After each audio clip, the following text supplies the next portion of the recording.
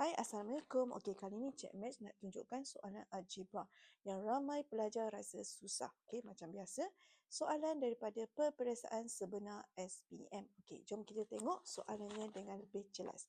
Okey, dekat sini, soalan 26.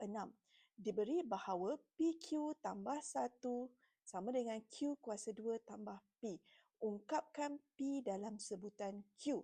So, bermaksud jawapan mesti dalam Q dan P adalah tinggal di sebelah kiri. Okey, so Cik Max dah salin dekat sini.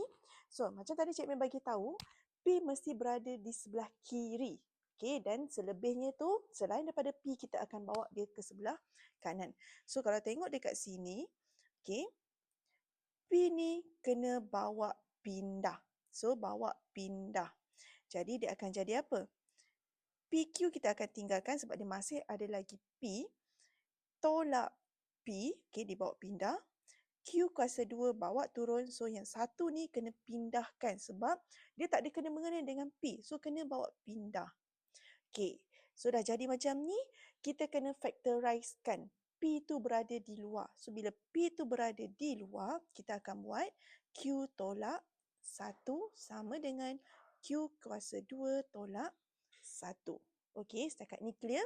Okey, lepas tu P ni adalah darabkan dengan Q tolak 1. So, kita akan tinggalkan P sahaja. Q kuasa 2 tolak 1 perkan dengan Q tolak 1. Dan bila kita jumpa macam ni, okey, tolong ingat yang ini adalah masa tingkatan 2 kita ada belajar. Q kuasa 2 tolak 1 kuasa 2 adalah bersamaan. Okey, 1 kuasa 2 setara dengan 1 kan? So, dia adalah bersamaan dengan Q tolak 1, Q tambah 1. Okey, so bila nampak je macam ni, kita akan terus jadikan dia sebagai Q tolak 1 dalam kurungan, Q tambah 1 dalam kurungan.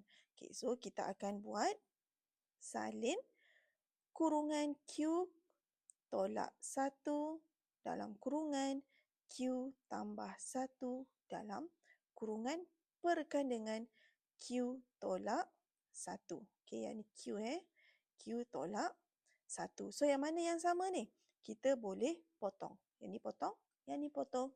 Jadi, tinggal yang mana? Tinggallah Q tambah 1. So, P adalah Q tambah 1. So, mana jawapan dia? Jawapan dia adalah C. Okey, macam tu saja. Bye-bye. Jumpa lagi.